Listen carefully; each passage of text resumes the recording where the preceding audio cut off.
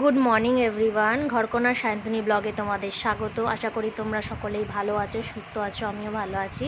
আর আজকে বিয়ের সকাল, গায়ে হলুদ, তাই এইভাবে রেডি হয়েছি।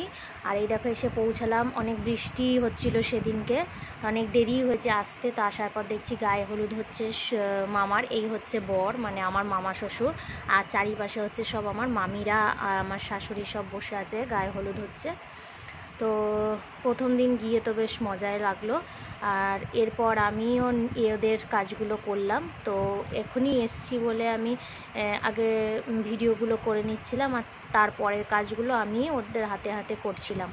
আর তারপর মামামকে দেখো ছাদে উঠে একটু নাচ করছে, গান করছে, পিপিদের সাথে নাচ করছে। আর তারপরেই হলো খাওয়ার পালা। মামাম নিজে নিজে এই এতদিন ধরে প্রত্যেকটা বিয়ে মানে এই বিয়ে বাড়িতে সবেতেই একটু একটু করে থালাতে আমি দিয়েছি, আর ও নিজের হাতে বসে চেয়ার টেবিলে বসে খেয়েছে।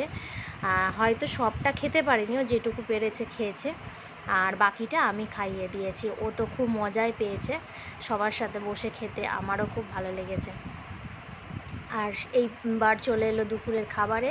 দুপুরে খাওয়ার পর তারপর আবার চলে এলো বিয়েতে। আমরা বরযাত্রী ছিলাম।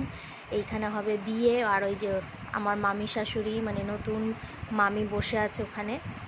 যেটুকু পেরেছি তোমাদের সাথে শেয়ার করেছি। ভালো লাগলে অবশ্যই সাবস্ক্রাইব করো, লাইক করো, শেয়ার করো।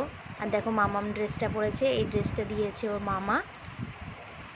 আর দেখো বিয়েতে বসে পড়েছে মামা। বিয়ে শুরু হয়ে গেছে, আর আমরা ছিলাম বেশ কিছুক্ষণ, তারপর খাওয়া দাওয়া করে বাড়ি চলে এসেছি।